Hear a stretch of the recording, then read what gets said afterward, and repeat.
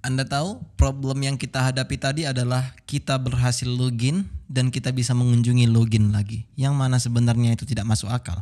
Iya memang. Tapi saya berpikir di sini sebelum kita lebih lanjut jauh ke sana, coba dulu kita perbaiki yang ada di login page. Coba dulu kita lihat dulu login controller kita yang ada di store ini. Yang pertama kita butuh di sini validasi, yang mana itu sebaiknya kita masukkan ke dalam request yang pertama kali. Dan yang kedua kali, di sini Anda bisa melihat bahwa kita cek lagi usernya.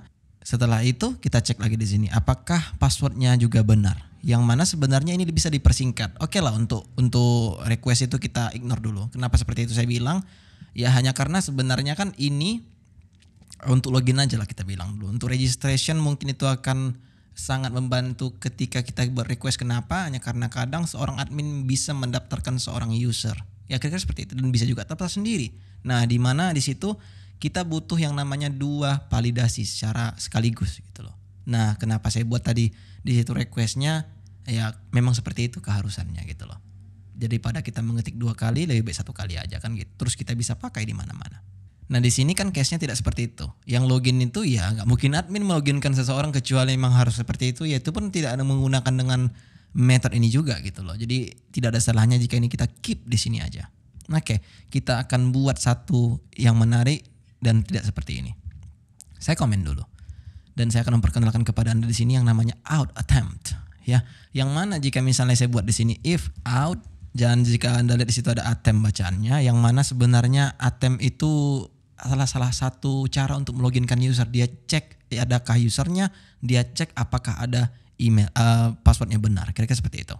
Nah di sini saya buat attempt, dan di sini dia minta 2 request. Bisa itu email, yang penting kredensial dia lah yang pas sama si database. Apakah username, apakah email, terserah. Ya, maka di sini kita bisa buat karena di tadi value kita di sini email, maka di sini kita bisa buat array dia. Yang pertama itu adalah email. Kita buat di sini request email. Yang kedua adalah password. Di sini kita bisa buat password dan kita buat di sini request password. Oke, seperti itu saja. Kenapa di sini tidak bcrypt? Ya, kenapa bcrypt? Di sini pun kita tidak bcrypt tadi. Ya, bcrypt itu hanya untuk registrasi ketika misalnya ingin memasukkan data ke dalam database. Ketika misalnya untuk cek, ya kita harus memasukkan value yang sebenarnya. Yaitu kalau misalnya tidak tahu behind the scene apa kerja si attempt ini, yang kita kerjakan yang tadi ini, inilah yang dikerjakan attempt ini, cuman lebih singkat daripada yang ini. Kira-kira seperti itu. Oke, coba dulu nih saya akan buat dalam if lah pastinya, atau Anda bisa buat di sini variable semacam itulah ya. Jika misalnya ada, kita akan redirect dia kemana. Kira-kira seperti itulah yang ingin kita lakukan ini. That's it, tidak ada yang lain di sini kecuali itu.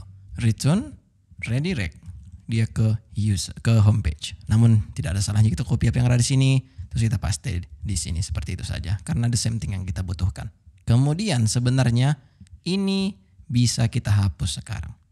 Ya, coba ini kita hapus dan sekarang kita refresh di browser, kita loginkan lagi misalnya. Coba kita buat di sini misalnya si Parsa tadi lah, karena si Parsa yang saya ingat, gak ada yang lain.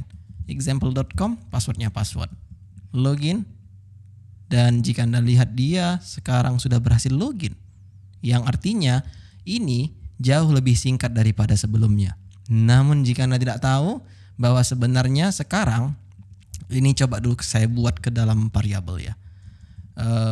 Credential lah misalnya kita buat di sini namanya, terus kita paste di sini dan kayak buat di sini credential. Oke, Anda tahu itu memaste yang ada di sini ke dalam sini, kira-kira seperti itu. Namun coba dulu ini saya komen dulu biar supaya Anda melihat di sini dulu lebih jelas apa yang terjadi sebenarnya behind the scenes. Jika misalnya saya di credential dan kita refresh di browser, kemudian kita loginkan satu orang, siapapun lah itu ya kan, kita login, yang kita dapatkan di sini adalah email dan juga password.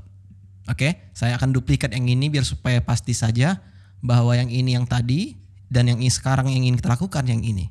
Coba dulu yang ini, daripada kita buat array seperti ini, saya akan komen dan di sini saya akan masukkan itu yang namanya request only. Seperti ini.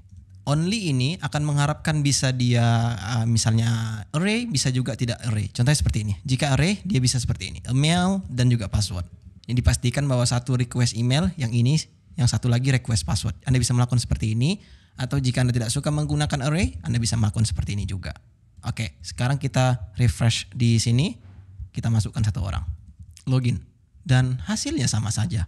Yang ini sama yang ini sama saja hasilnya.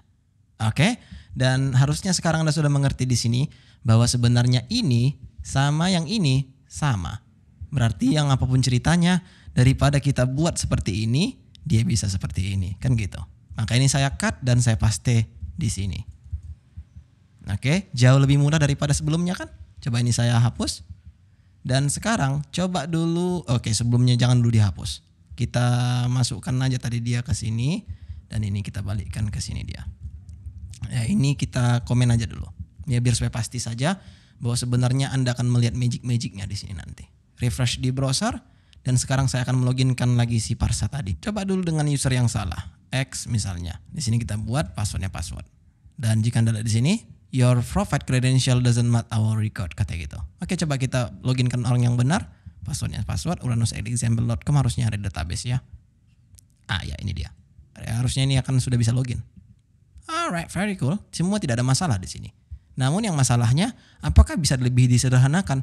Bisa sebenarnya. Anda tahu bahwa sebenarnya jika misalnya ini kita dump, yang kita dapatkan adalah, coba kita loginkan lagi, login, maka kita mendapatkan hasilnya array seperti ini. Oke, coba kita duplikat tab ini dan kemudian coba dulu, ya ini saya komen, saya copy dan paste dulu. Ini saya komen dan di sini saya akan buat request to array.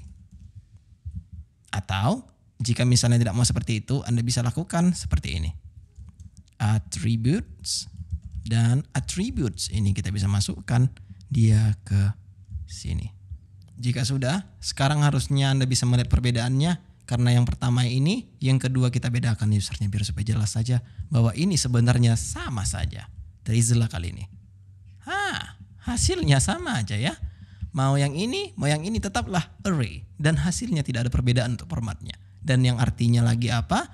Ini bisa kita cut dan kita masukkan ke sini. Oke, sekarang ini bisa kita totally hapus. Dan kode kita jauh lebih baik daripada sebelumnya. Alright, very cool. Dan sekarang coba kita tes apakah ini berhasil. Kita close dulu. Dan sekarang coba kita loginkan orang yang salah dulu. Examples. Enter. Your profile credential doesn't match our record. Oke, kita masukkan yang benar. Password. Login. Sorry. YVE memang tidak ada sepertinya. Coba kita lihat di database. Ya, tidak ada. Coba kita masukkan si Popol dulu. Login.